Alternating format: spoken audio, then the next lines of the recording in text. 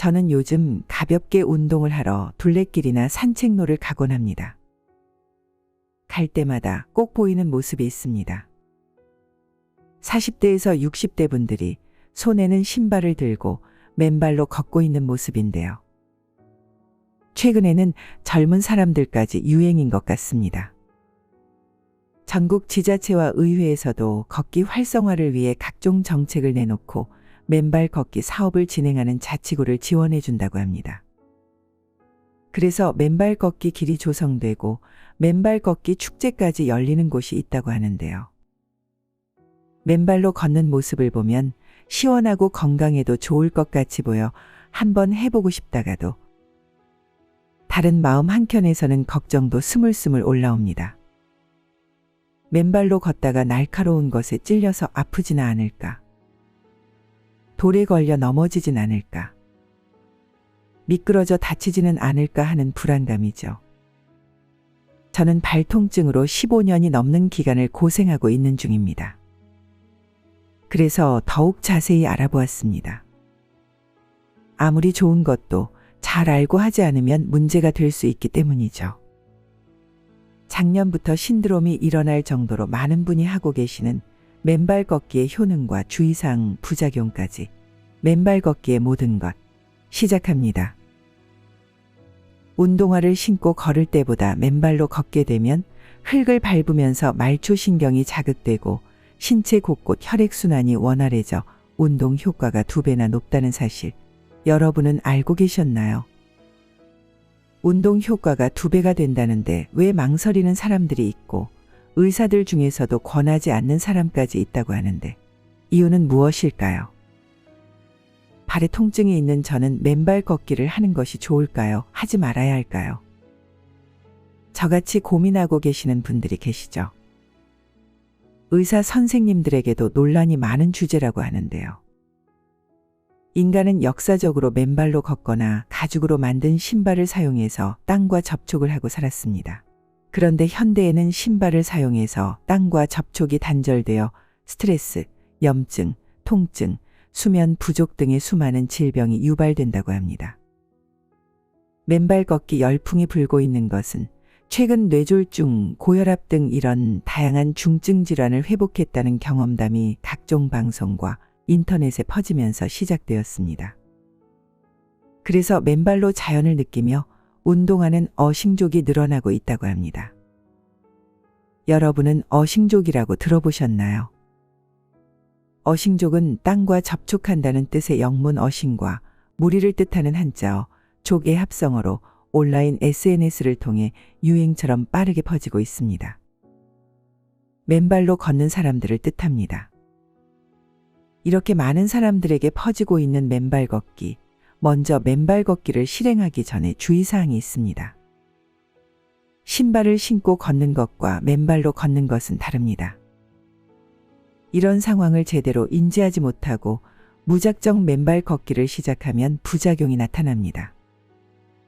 이런 부작용을 겪지 않으려면 미리 주의사항을 체크해서 안전하게 맨발 걷기를 하는 것이 건강에 도움이 됩니다. 몇십 년 동안 신발에 적응된 발은 발근육도 적고 발바닥에 피부와 발을 보호하는 지방 패드도 얇아져 있으므로 갑자기 무리하게 걸으면 다치게 됩니다. 맨발 걷기를 해서 부작용이 생겼다는 이유기도 하죠.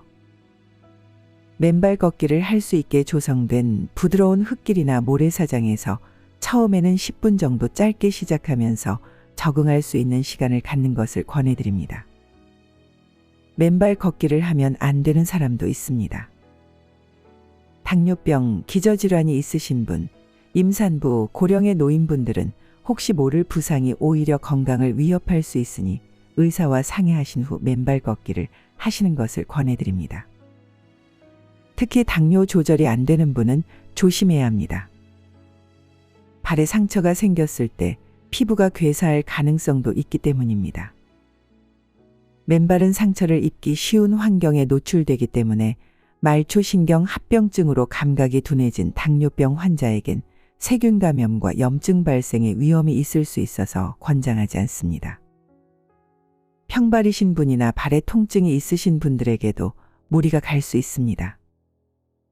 더불어 고령층은 발바닥 지방층이 얇은 상태로 자극이 가해지면 신경이 눌리면서 오히려 다른 통증이 생길 수 있습니다.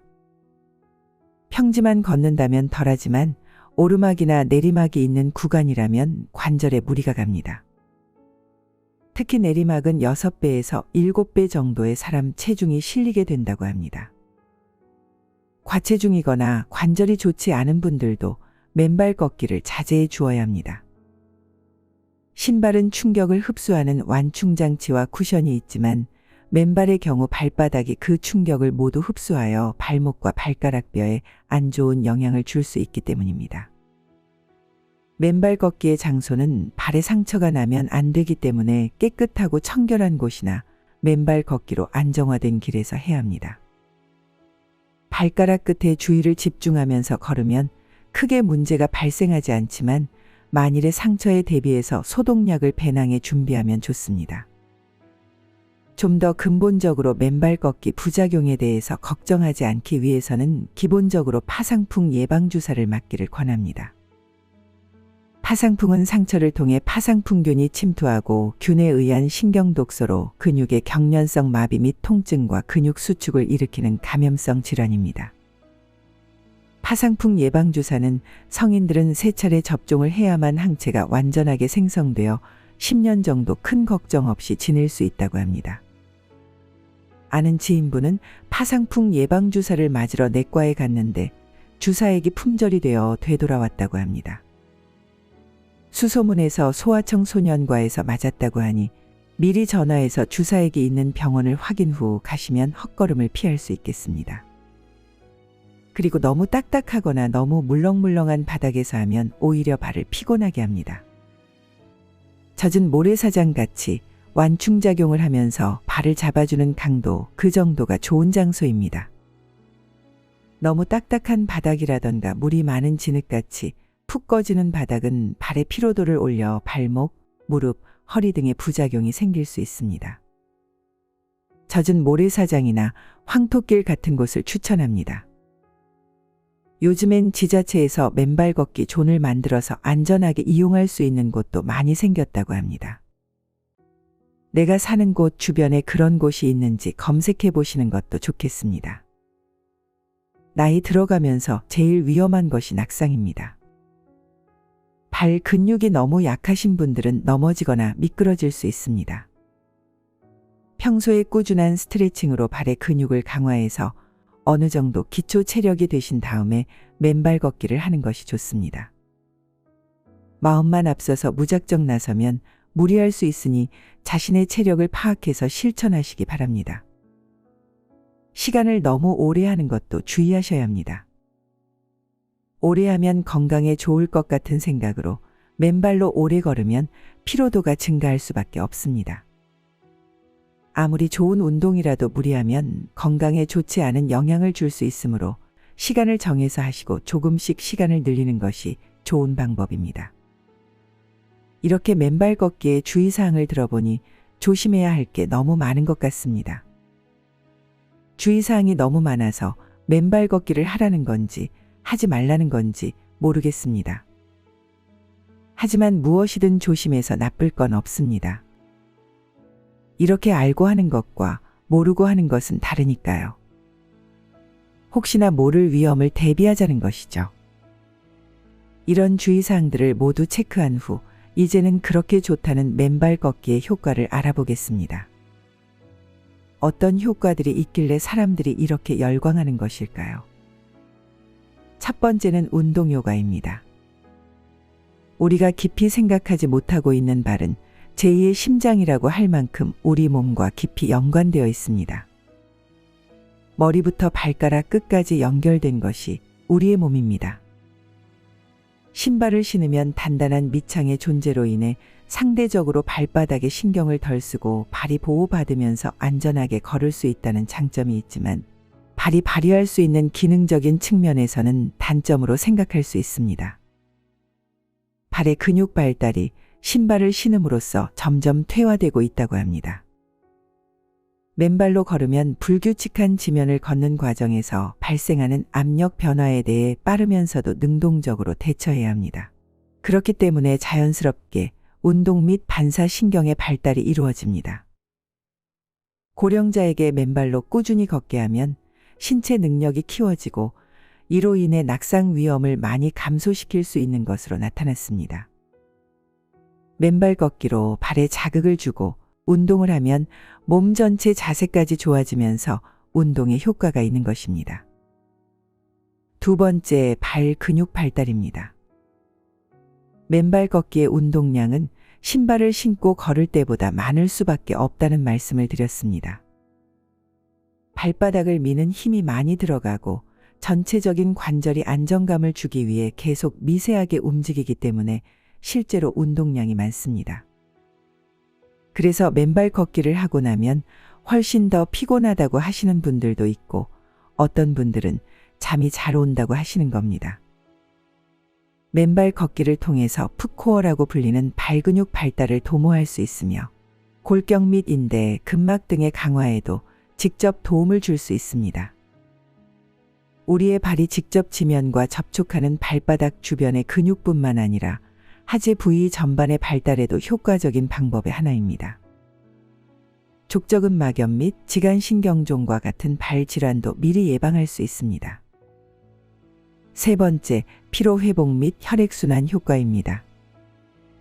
발은 심장에서 가장 멀리 떨어진 위치에 있으므로 혈액순환이 쉽지 않고 노폐물이 쌓일 우려가 큽니다. 맨발 걷기는 발 전면을 지압하여 혈액이 원활하게 순환될 수 있도록 하는 효과가 있습니다. 정맥 탄력이 감소하여 다리에 혈액이 공급되지 못해 통증과 부종이 발생하는 하지 정맥류 개선에도 도움이 됩니다. 그래서 피로 회복이 되고 마사지 효과까지 볼 수 있습니다. 네 번째, 집중력이 좋아지고 치매 예방이 됩니다. 맨발 걷기가 파킨슨병, 치매, 뇌졸중 등의 예방에도 도움이 됩니다. 이 질병들은 뇌신경 및 혈관에 이상이 있어서 나타납니다. 맨발 걷기는 지압 효과로 뇌에 자극을 줍니다. 그래서 걷는 동안 뇌척수액 분비가 활발해지고 행복 호르몬인 세로토닌이 분비되어 혈관성 치매 예방에 도움이 된다고 할 수 있습니다. 다섯 번째, 스트레스 완화가 됩니다. 산이나 둘레길, 모래사장 같은 자연 속에서 맨발로 걷다 보면 몸과 마음이 안정되는 기분을 느낄 수 있습니다. 스트레스와 우울증으로 힘들어하는 현대인에게 이런 기분은 스트레스 완화에 도움을 주고 스트레스 저항력도 높여줄 수 있습니다. 특히 자율신경 체계가 원활해져 불면증 완화에 도움을 준다고 합니다. 더불어 맨발과 바닥의 마찰로 인해 스트레스 호르몬인 코르티솔의 분비를 정상화하는 효과가 있습니다. 관심을 가지지 않으면 모르고 넘어가는 부분을 어떤 사람들은 실천해서 건강을 되찾고 있는 것입니다. 지금까지 말한 맨발 걷기의 효과 너무 드라마틱하지 않나요? 맨발 걷기가 건강에 좋다고 하는 이유는 맨발 걷기 접지 이론, 어싱 이론 때문입니다. 전기용품을 땅에 접지하듯이 맨발로 땅과 접지하면 몸이 건강해진다는 원리입니다. 살아가면서 우리 몸속에는 끊임없는 양전하를 띤 활성산소가 생성됩니다. 그것이 바로 모든 염증과 만성질환의 원인이 됩니다. 그런데 땅 속에는 음전하를 띤 자유전자가 무궁무진하게 있습니다. 그래서 맨발로 걷는 순간 땅 속에서 음전하를 띤 자유전자가 몸 안에 있는 양전하를 띤 활성산소와 만나서 중화되고 소멸된다는 원리입니다. 암이나 고혈압 등 현대 문명병의 90%는 활성산소 때문인데 땅을 밟음으로써 활성산소가 중화되어 항산화 작용과 혈액희석 효과로 건강에 도움을 준다는 이론입니다. 활성산소는 몸 밖으로 빠져나가고 몸은 균형을 찾아서 건강해진다는 것입니다. 자연, 즉 흙이나 모래, 갯벌 등의 발이 접촉해서 이런 다양한 효과를 본다는 것이 어싱의 개념입니다. 이런 상황에서 맨발 걷기의 효과에 반대하는 의견도 있습니다. 맨발 걷기가 과학적, 의학적으로 신체 기능이나 질병 치료 개선 효과에 대한 검증이 정확하게 연구로 밝혀진 바가 없다는 것이 정설입니다. 그리고 접지 관련 용품을 파는 회사들의 후원으로 연구가 진행되어 믿을 수 없는 과장된 내용이라는 비판이 있기도 합니다. 이렇게 맨발 걷기가 효과가 있느냐, 과장된 것이지 않느냐 논란이 많지만 개인적인 생각으로는 걷는다는 그 자체만으로도 우리가 손해볼 일은 없을 것 같습니다. 다만 발 건강에 이상이 없을 때를 전제로 했을 때 말입니다. 맨발 걷기가 발의 지압점과 감각을 적당히 자극해서 주변의 혈류량을 증가시켜 혈액순환을 원활하게 돕는다는 것은 사실입니다. 주의사항을 잘 지켜 걷는다면 운동 효과가 분명히 있을 것이라는 생각이 들고 여기에 몸 전체의 신진대사를 원활히 하여 질병 치료의 개선 효과까지 있다면 금상첨화가 아닐 수 없습니다. 그래서 맨발 걷기가 전국적인 열풍을 타고 있는 것이 아닐까요? 제일 중요한 것은 내 몸에 맞게 해야 한다는 것이죠. 하루에 10분 정도만 해도 지압 효과는 볼 수 있으므로 처음 시작할 때는 10분으로 하고 이후 점차 시간을 조금씩 늘려가는 방법도 좋습니다. 무리하다는 생각이 들면 남들과 똑같이 하려는 생각은 버리세요. 발바닥이 너무 아프거나 몸이 힘드신 분들, 불편을 느끼시는 분들은 안 하시면 됩니다. 그리고 나에게 맞지 않다는 생각이 들고 부작용이 있다면 편한 신발을 신고 걷기 운동을 하면 됩니다. 정답은 없습니다. 스스로 나에게 맞는 건강법을 찾아가야 하는 것입니다. 몸에 좋은 효과들이 맨발로 걸어서 생긴 것인지, 걷기만으로도 생기는 효과를 과장한 것인지 알 수는 없습니다. 하지만 발에 닿는 시원한 감촉, 흙의 기분 좋은 질감, 자연과 하나 되는 즐거움, 맨발로 걸으면 보이고 느껴지고 달라지는 것들은 무시할 수 없을 것 같습니다. 맨발 걷기를 실천하는 사람들이 입을 모아 추천하는 이유기도 할 테죠.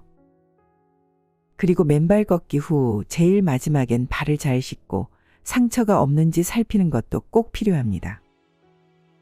나이가 들면서 불면증과 함께 각종 병에 시달리고 스트레스와 만성 피로를 누구나 안고 있습니다. 전체적으로 내 몸은 편해지고 생활은 윤택해졌지만 삶의 만족도는 점점 떨어지고 있는 것이 현실입니다. 그래서 많은 분들이 맨발 걷기로 건강을 찾기 위해 노력하는 것인지도 모릅니다.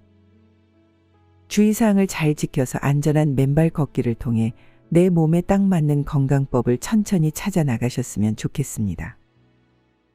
이렇게 하면 좋다더라. 저렇게 하면 좋다더라. 다른 사람들에게 좋은 것이 모두 내 몸에 맞는다는 보장이 없습니다. 천천히 하나씩 해보면서 나에게 맞지 않는 것은 걸러내는 지혜가 필요합니다.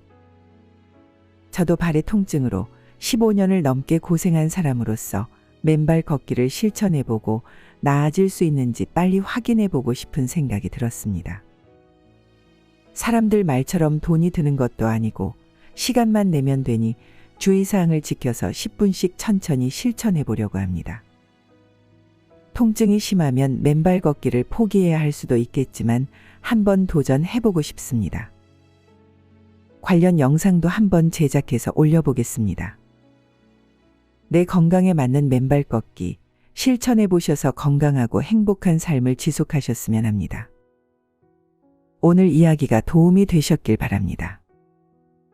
도움되셨다면 소중한 가족과 지인분들에게도 이 영상을 많이 공유해 주세요.